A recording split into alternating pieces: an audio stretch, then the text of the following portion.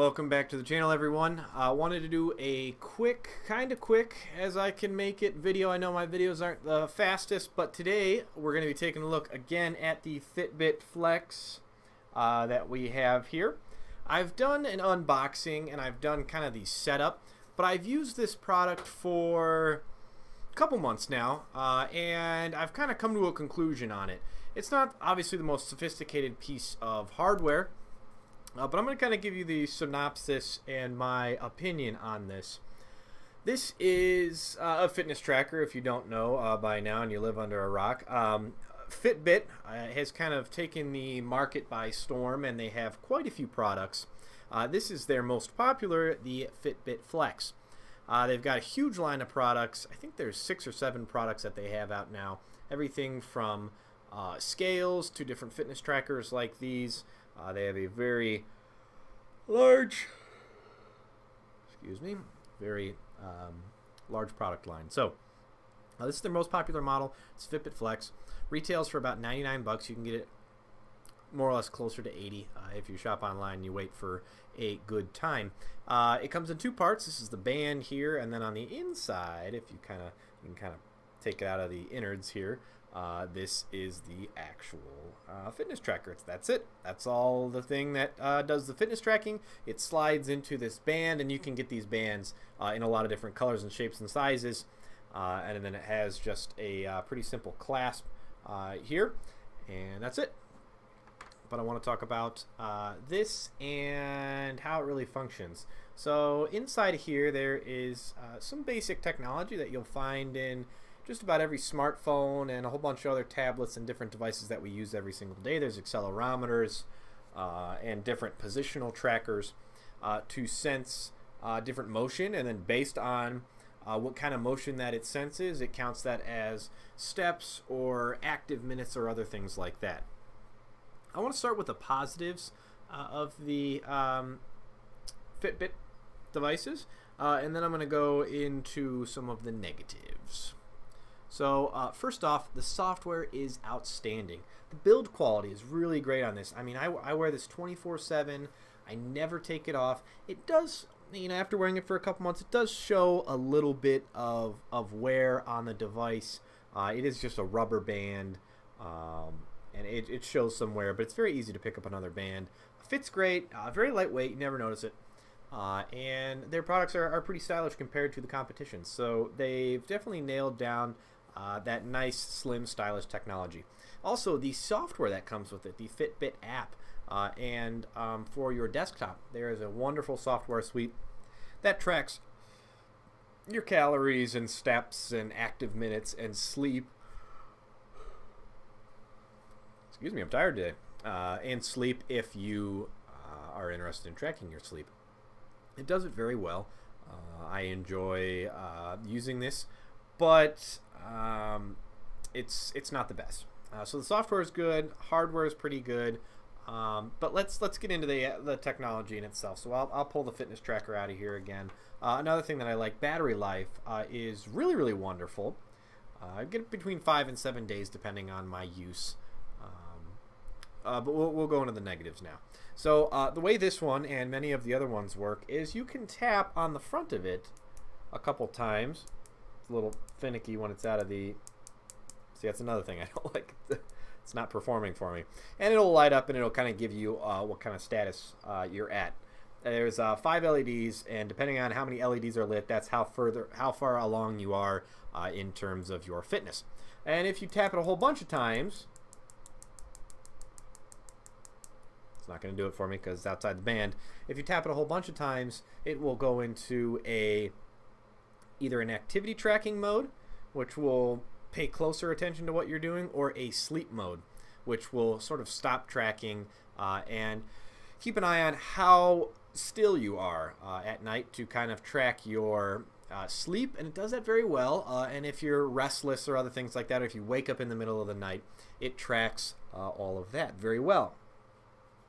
What it doesn't do very well is steps and calories and other basic things like that.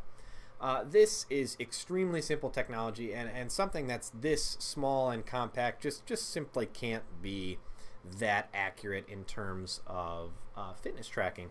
So I've tested this a couple ways. I use a Samsung smartwatch too that has the same technology as this built in, but this costs $99 and this costs $200, $2 or $250.